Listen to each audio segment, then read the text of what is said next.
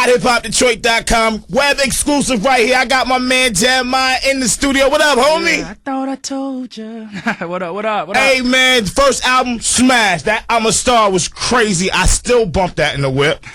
Tell me about the new album. What you been up to from the last album to the new album, bruh? New album's definitely crazy. I'm looking forward to it. I'm looking forward to everybody hearing it.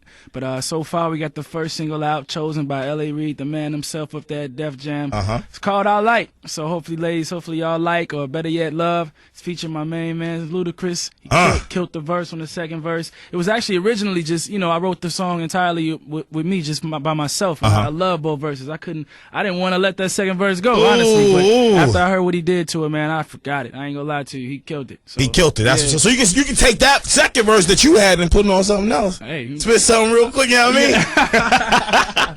Hey, man, but what's been the process since your first album to the second album, man? What's been your growing process as an artist? Well, I mean, like I said, the first album, I think I became an artist unintentionally. I was just writer. I was a writer and I was rapping. I was spitting. And everything I feel like when I started singing was more like a rap, but just put a melody to it. And that's pretty much what I'm a Star was. You know? But like I said, the second album, I feel like I know what it is now. The first album, everything kind of happened so quickly. I was adjusting, life-changing experience, I tell you that. Birthday Sex obviously was went number one. And crazy I'm like, song. Still getting Birthday Sex. Man, I'm birthday sexed out musically, physically. Well, no, not really. But not really. No, it's crazy. Like I say, the second go round, I think I know what it is. I feel like with this next album, it's gonna showcase a lot more of my vocal ability, which I really wasn't trying to do the first album. I just was doing it, just hoping I get a placement. And all those records that was chosen to be on the first album were just in the vault, and in LA he told us to pick some songs. We put them out, and thank everybody out there that copped the album. We didn't sell 1 million, but we sold 300,000. Hey, that's good. Hey, I'm sure any artist will take that these days. So I take that, man. But this next album, I definitely feel like I showcased the vocals. Lyrically, I feel like it's sound. Like, not that the first one to me wasn't, but this one is a little bit. I think people will notice some growth. This first single, I Like I said, featuring my man's Ludacris. I feel like it's just the transition to these next couple records. And right now we don't have no next singles chosen, but it's a lot. I don't even want to choose my singles. But you focused on the I Like joint. I mean, yeah, I like it. I like it. I can play it. If I wrote it, I recorded it, I played it back, I'm still listening to it. I can ride to it. Okay. Now check this out, man. As an up and coming artist, man, what's some of the things, like some of the hardships you had to face in this industry, man? Like let the people know some of the things, some of the BS they gonna have to go through in order to get to the spot where you at right now. I mean, I actually, when I broke into the industry, single-handedly, honestly, I mean, a lot of people, affiliations and their friendships and their whomever they know. It's really about all who you know. And I think I went to Columbia College, which is an art school downtown, and everybody, you go to a school where everybody trying to do what you do. That was the hardest thing for me at that time. Like, man, I got to get away. My teacher started asking me for autographs and pictures in class. I'm like, man, I don't need to be here no more.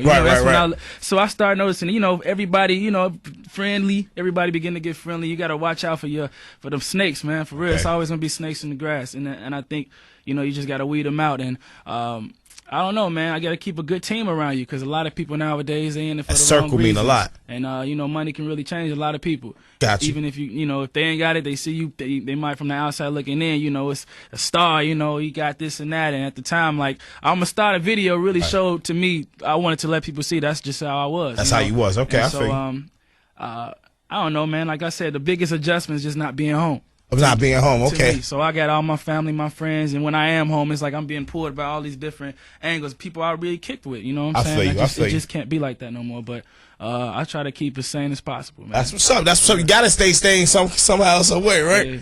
Hey, so check this out. Going from writer to performer, what's next for Jeremih? You know what?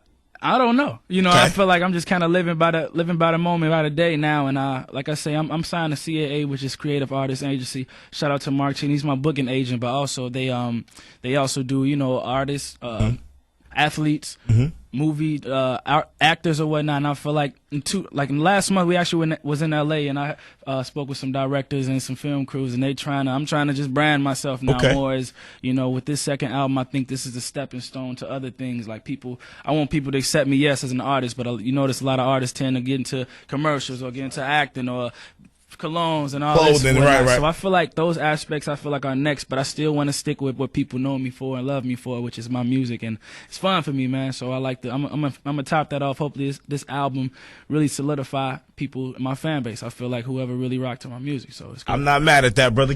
I wish you nothing but the best of luck in those future endeavors, man. Sure. Let the people know, man, how can they get in contact with you via Facebook, Twitter, whatever. I don't think too many people on MySpace anymore. Yeah, MySpace, I can't even say that's MySpace no more. But Facebook, definitely, I'm on there. Unfortunately, it's like 20 of me, okay. But it's people that actually got the verifications or whatnot. But I'm Jeremiah, my last name Felton. I'm on there. But I'm more so on Twitter. Okay. And a lot of people, don't activate or use their account. But it's me, and it's just plain and simple at Jeremiah. Okay. So no A, still for the non-pronouncers. Misspellers. Okay. It's just Jeremiah. So I got you. Any last word? I need you to look right into the camera and tell any last words to your Detroit fans, how you feel about them, everybody looking on the web right now. Detroit, I love y'all. Y'all really got me to where I am. My DJ Wayno, he actually from here, so we show a lot of love, respect to everybody out here that been putting me on the chart, #1 in my record. I like I said, it's about to be on iTunes, but it's out right now. Check it out on YouTube. For those who don't have the first album, it's still in stores right now. Hit it up on iTunes. There's a couple records on there that actually didn't make the album that a lot of people I still get feedback from. So check it out, and it's All About You is the name of the album, and it's on its way. Matter of fact, why don't you introduce the I Like song right now, man? For sure, y'all. Check it out. This is the debut here. Jeremiah himself letting you know this new single right here, I Like, especially for you, man. TideHipHopDetroit.com. We do this web exclusive, baby.